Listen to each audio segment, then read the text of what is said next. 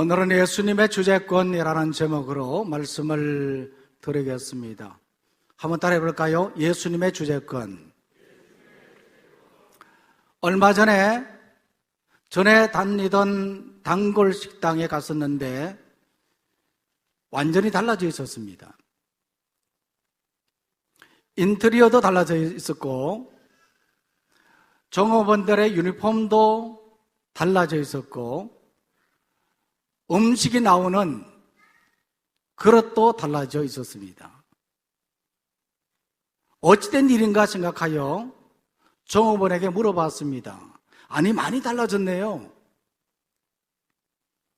그랬더니 종업원이 하는 말이 주인이 바뀌었어요. 주인이 바뀌면 달라집니다. 식당도 달라지고 기업도 달라지고 교회도 달라지고 내 인생도 달라집니다. 우리 인생의 주인이 누구십니까? 예수님이시죠? 예수님은 우리 인생의 주인이시고 예수님께서 우리를 다스리시고 주관하십니다. 뿐만 아니라 예수님은 만물을 창조하신 분이시기도 하지만 만물을 다스리고 관리하시는 분이십니다. 이것을 가르쳐 신학적으로는 주재권이라 그렇게 말합니다. 이 세상 어느 것도 예수님께서 주재하지 않는 것은 하나도 없습니다. 그렇다면 예수님이 주재권자인 근거가 무엇이겠느냐 하는 겁니다. 그 근거는 몇 가지로 볼 수가 있는데요. 성경 말씀 통해서 보면 첫 번째로는요, 창조주인 것입니다. 이사야서 43장 7절 말씀 다 같이 읽겠습니다. 시작. 곧 내가 내 영광을 위하여 창조한 자를 오게 하라. 그를 내가 지었고 그를 내가 만들었느니라. 이 말씀에 보면 내 이름으로 불려지는 모든 자 그렇게 말하고 있는데 이것은 히브리적 표현으로 보면요, 하나님에게 속한 자라는 뜻을 가지고 있습니다. 하나님에게 속한 자, 곧 내 영광을 위하여, 하나님의 영광을 위하여 어떻게 된 자요? 창조된 자라 그렇게 말합니다. 하나님은 우리를 지으시고 우리를 만드신 창조자이십니다. 창조자이시기 때문에 우리의 주재권자가 되시는 거지요. 두 번째 근거가 있습니다. 이 두 번째 근거는요, 주재권을 넘겨받았다는 겁니다. 빌립보서 2장 10절 11절 말씀 다 같이 읽겠습니다. 시작. 하늘에 있는 자들과 땅에 있는 자들과 땅 아래 있는 자들로 모든 무릎을 예수의 이름에 꿇게 하시고 모든 입으로 예수 그리스도를 주라 시인하여 하나님 아버지께 영광을 돌리게 하셨느니라. 아멘. 이 말씀을 보면요, 하나님께서는 자신의 주재권을 예수님에게 넘겨주셨다는 것을 알 수 있습니다. 넘겨주셨기 때문에 하늘에 있는 자들과 땅에 있는 자들과 땅 아래에 있는 자들로 하여금 모두 예수님의 이름에 무릎을 꿇게 하셨다는 겁니다.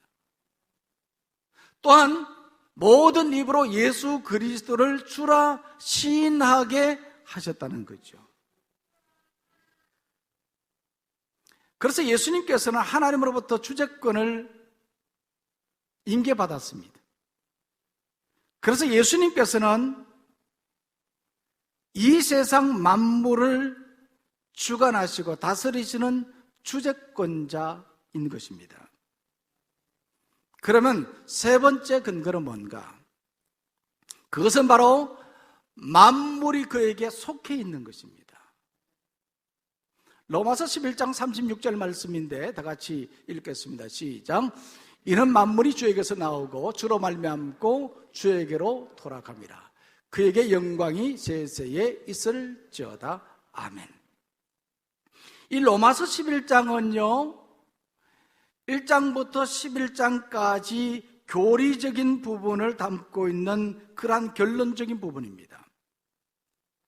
12장부터는 성도가 어떻게 살아가야 할까 하는 것에 대해서 16장까지 기록되어 있는데, 이 교리적인 부분 마지막 장 마지막 절에 이와 같이 만물은 예수님께 속해 있다는 것을 말하고 있습니다.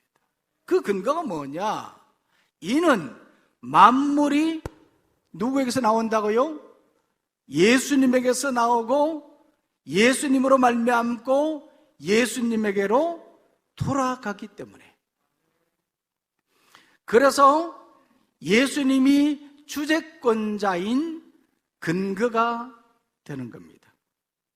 하나님의 창조자이시고 예수님께서 그 주재권을 넘겨받으셨고 친히 만물의 근원이 되시고 만물이 그에게 속해 있기 때문입니다. 그러면 이러한 주재권, 예수님의 주재권을 인정하고 있는가 하는 겁니다. 인정하고 있는가?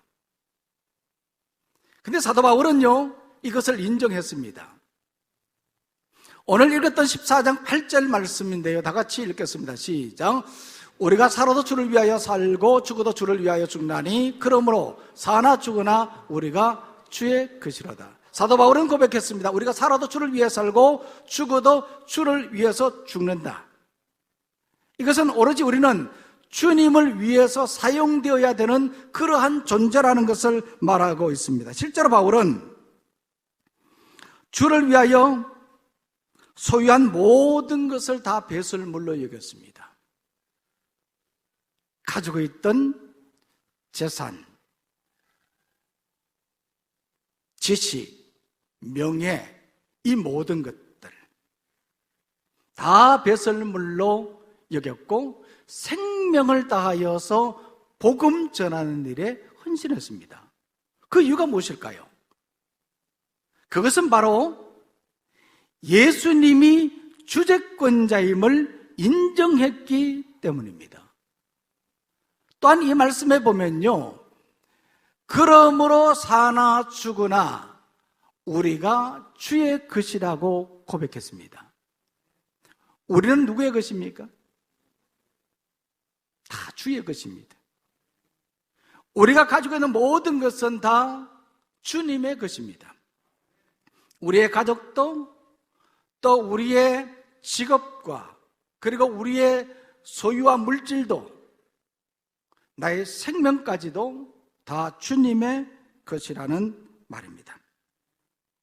바울은 이것을 인정했습니다. 이처럼 그리스도인의 삶은요, 예수님이 주재권자임을 인정하는 데서부터 시작됩니다. 어떤 랍비에게 2명의 아들이 있었는데 외출한 사이에 사고로 이 아들들이 그만 죽고 말았어요. 그때에 이 집에 있던 아내가 남편에게 어떻게 말해야 할지 고민이 되었던 겁니다. 일단은 그런 죽은 2 아들을 방 안으로 옮겨놓은 후에 랍비가 돌아왔을 때 아내가 그에게 이렇게 물었습니다. 여보, 예전에 어떤 사람이 제게 귀중한 보석 2개를 맡기고 갔는데 오늘 느닷없이 그가 찾아와서는 그것을 돌려달라는데 어떻게 할까요? 그러자 이 랍비는 아무 생각 없이 그냥 쉽게 대답을 했습니다. 아니, 그야 물론 주인이 달라고 하면 당연히 돌려줘야지. 그래서 아내는 그 남편을 데리고, 이 랍비를 데리고 죽은 2 아들이 있는 곳으로 가서 흐느끼며 말했습니다. 방금 하나님께서 우리에게 맡겨놓았던 귀중한 보석들을 찾아가셨답니다. 오늘 우리들이 가지고 있는 것은요, 우리의 것이 아닙니다. 이 세상에 있는 것은, 우리에게 맡겨주신 것은 우리의 것이 아니라 잠깐 그것을 사용하라고 하나님께서 그저 주신 것입니다. 우리의 자녀도, 재물도, 생명도 그렇습니다. 주인은 하나님이십니다. 우리 예수님이십니다. 이것을 인정하고 우리는 맡겨주신 하나님께 감사해야 합니다. 이런 예수님께 우리는 감사할 수 있어야 하는 겁니다. 오늘 맥주 감사주일로 우리가 예배를 드리고 있습니다. 영상에서 보았던 것처럼 지금 우리가 가지고 있는 것에 대해서 감사할 줄 알아야 되는데, 내가 부족한 것을 생각하면 감사할 수 없는 겁니다.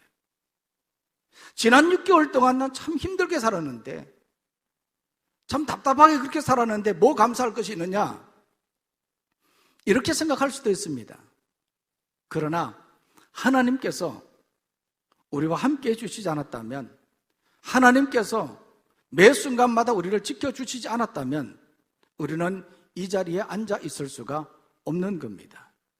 하나님께서 도와주셨어요. 지금 내가 비록 보잘것없는 것이라고 하더라도 이 모든 것은 다 하나님께서 주셨습니다. 우리가 이것을 인정할 때 우리가 감사하는 그런 삶을 살아갈 수 있는 겁니다.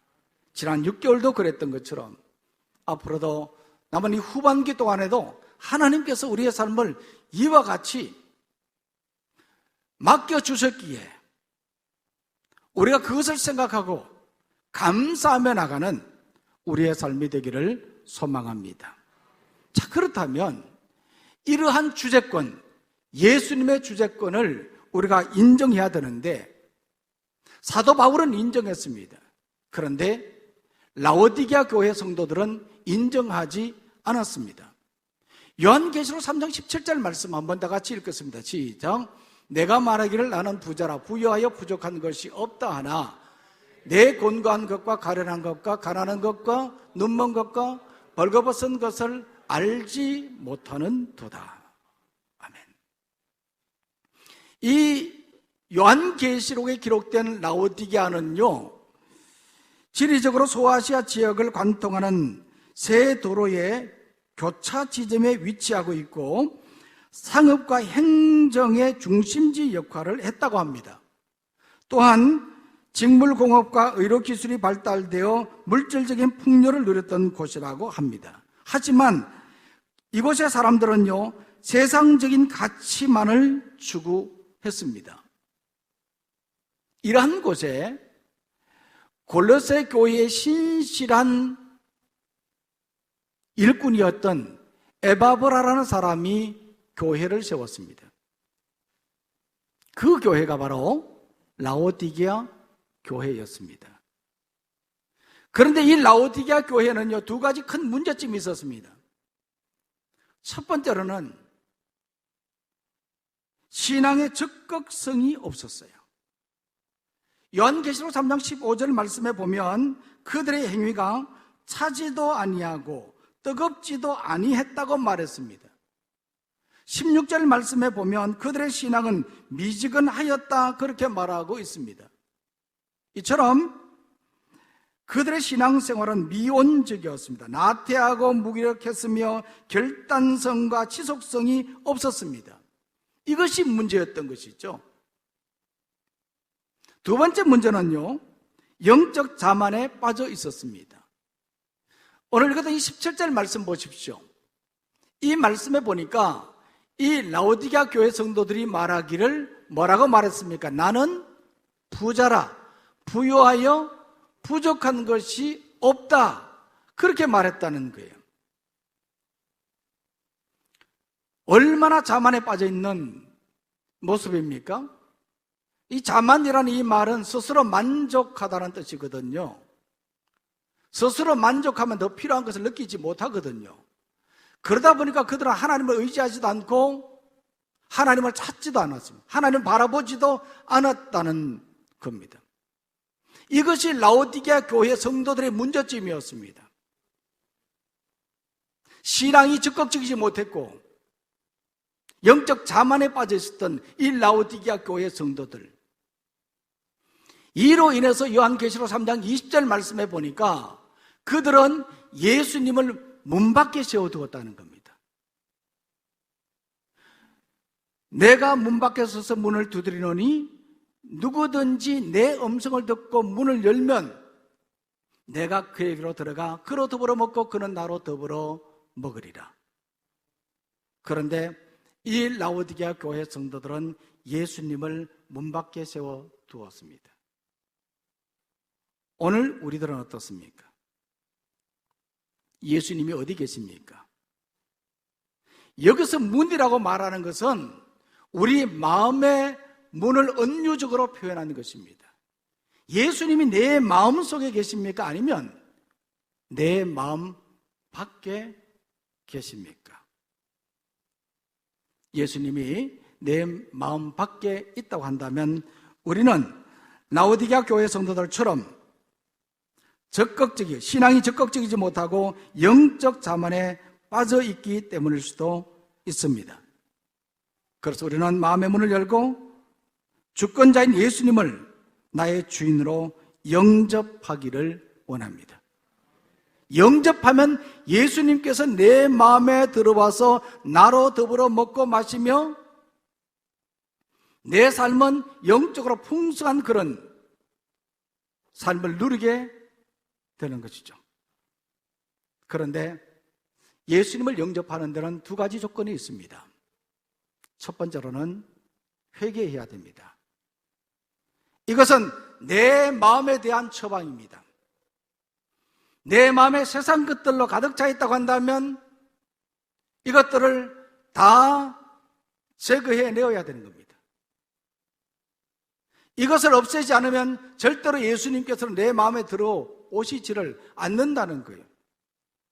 먼저는 회개해야 된다는 겁니다. 그리고 두 번째로는 미지근한 영적 생활을 일소해야 합니다. 단번에 없애버려야 된다는 말입니다. 이것이 마음의 문을 열고 주재권자인 예수님을 영접하는 최선의 처방입니다. 우리가 예수님을 내 마음에 영접하고 예수님의 주재권을 인정하고 예수님과 더불어 성령으로 충만한 그리스도인으로 살아가는 우리가 되기를 원합니다. 대학생 선교회, 일명 CCC라 그렇게 말하는데, 캠퍼스 크루세이드 포 크라이스트라고 말하는데, 이 대학생 선교회를 창설한 윌리엄 빌 브라이트 박사가 예수님의 주재권에 대해서 세 가지 유형으로 그림을 그렸습니다. 대학생 선교에서 나온 사형리 교재에 보면 이 그림에 대해서 자세하게 설명을 하고 있고, 이미 우리 제자훈련 받으신 분들도 아시겠습니다마는 제자훈련 교재 3권 작은 예수가 되라, 국제제자훈련에서 나온 그 교재에 보면 거기에도 똑같이 빌 브라이트 박사가 설명한 이 인간의 세 가지 유형에 대해서 설명을 하고 있습니다. 이 그림을 이 시간 한번 우리가 보고자 하는데요, 먼저 첫 번째 그림 한번 보십시오. 이 그림을 보면 가운데 이 원은 우리의 마음을 표현하는 겁니다. 그리고 원 안에 있는 의자는 내 마음 중심을 뜻합니다. 그리고 크고 작은 점들은 우리가 살아가는데 계획하고 또 꿈꾸는 그러한 인생사들을 말하고 있습니다. 그리고 십자가는 예수님을 말합니다. 자, 이 그림을 바라보면요, 의자 위에는 누가 있습니까? 내가 있습니다. 그리고 예수님은 어디 계십니까? 내 마음 밖에 있습니다. 이 모습이 바로 예수님을 믿지 않는 불신자들, 비그리스도인의 모습이라는 거죠. 비그리스도인들은 자기중심적입니다. 인생사가 복잡합니다. 왜? 예수님을 영접하지 않았기 때문이죠. 뿐만 아니라 그들은 허물과 죄로 죽은 자들이기 때문입니다. 세상 풍조를 따르고 공중 권세를 잡는 자들을 따르고 육체의 욕심에 따라 행하고 마음에 원하는 대로 행하는 본질상 진노의 자녀들이기 때문입니다.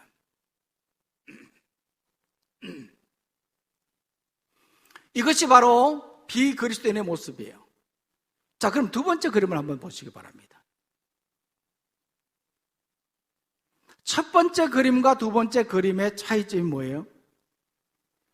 십자가가 원 안에 들어와 있습니다. 이것은 예수님을 마음에 영접한 사람이라는 것을 말합니다. 그런데 중요한 것은 믿지 않는 사람과 다른 점은 십자가만 내 마음에 들어왔지 다른 것은 하나도 달라지지 않았다는 거예요. 역시 내 마음 중심에는 내가 있습니다. 그리고 인생사도 여전히 복잡한 그런 가운데 있습니다. 왜냐하면 그들은 교회는 다니지만 신령한 은사와 은혜를 맛보지 못하기 때문입니다. 영적 어린아이로 육신의 것만 구하고 성숙하지 못해 항상 보살펴 줘야 하며 매사가 자기 중심적입니다. 그런데 오늘날 성도들 가운데는 대부분 여기에 속한다고 합니다. 어떻습니까, 여러분들은? 예수님을 믿기는 한다고 하지만은 예수님은 마음에 영접했는데 믿는 것도 아니고 안 믿는 것도 아니고 여전히 내가 하고 싶은 대로 다 하는 거죠. 교회 다니는 것도 아니고 안 다니는 것도 아니고 이런 내 모습은 아닌지 우리 자신들을 돌아봐야 되는 겁니다. 이제 세 번째 그림 한번 보시겠습니다. 두 번째 그림과 세 번째 그림은 완전히 달라졌습니다. 이 세 번째 그림을 보면요, 내 마음 중심에는 누가 계십니까? 예수님이 계시는 거죠. 그리고 나는 어디에 있습니까?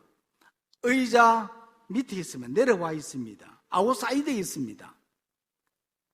그리고 인생사는 모두가 잘 정리가 되어서 예수님께로 향하고 있는 겁니다. 얼마나 보기가 좋습니까? 이런 모습이 되어야 되는 거죠. 이들은요, 자기를 예수님과 함께 십자가에 못 박은 자들입니다. 마음속에 있는 옛사람을 죽이고 예수님으로 다시 사는 자들입니다. 자기 생각이나 판단대로 하지 않고 언제나 예수님께 묻고 성령의 인도하심에 따라서 살아가는 자들입니다. 오늘 우리는 이런 자가 되기를 원합니다. 여러분, 두 번째 그림과 세 번째 그림을 한번 보십시오. 똑같이 예수 믿는 사람입니다. 두 번째 사람은 육신에 속한 그리스도인이고 세 번째 사람은 성령에 속한 그리스도인입니다. 모양은 같을 수는 있어도 겉모양은 같아도 똑같이 교회는 나와도 삶의 모습은 완전히 다르다는 거예요. 우리가 기도할 때 주님 그렇게 부릅니다. 언제가 한번 말씀드린 적도 있습니다만은 주님이라고 불렀을 때 이 주자는 주인 주자로 씁니다. 주님 주자입니다. 주님이라고 불렀던 것은 예수님은 나의 주인이시라는 고백이거든요. 아멘. 예수님은 나의 주인이십니다. 내 인생의 삶의 운전수입니다. 내 모든 삶을 책임지시는 분이십니다. 이 고백이거든요. 주님. 그런데 지금 우리에게 예수님은 어디 계십니까? 어떤 사람은 마치 예수님을 스피어 타이어처럼 생각을 하고 자동차 트렁크에 모시고 있습니다. 어느 날 갑자기 펑 젖은 펑크가 나면 그때서야 트렁크를 열고 타이어를 찾듯이 주님을 찾는 사람이 있습니다. 어떤 사람은 운전석 뒷좌석에 주님을 모시고 있는 사람도 있습니다. 평상시에는 주님을 까마득히 잊어버리고 있습니다. 그러다가 인생의 갈 길을 알지 못하고 방황할 때 어느 순간에 주님이 생각나서 백미러를 바라보며 주님 어디로 갈까요? 그때서야 주님을 찾는 사람입니다. 또 어떤 사람은 주님을 옆좌석에 모시고는 주님과 더불어 함께 가면서 때로는 대화도 하고 때로는 주님이 말씀하신 대로 그렇게 인생의 삶을 살지만은 여전히 운전석에는 내가 앉아 있습니다. 모든 결정은 내가 하는 겁니다. 그러다가 어느 순간 큰 위기를 닥치면, 큰 고난에 처하면 그제서야 운전석에서 나와 주님, 이제는 안 되겠습니다. 주님이 하십시오. 라고 맡기게 되는 겁니다. 우리 인생의 삶의 운전석에는 예수님이 앉아 계셔야 됩니다. 이것이 가장 안전한 방법이에요.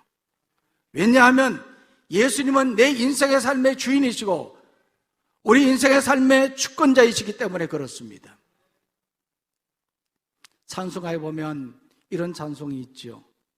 만유의 주제 존귀하신 예수 사람이 되신 하나님 나 사모하여 영원히 섬길 내 영광 되신 주로다.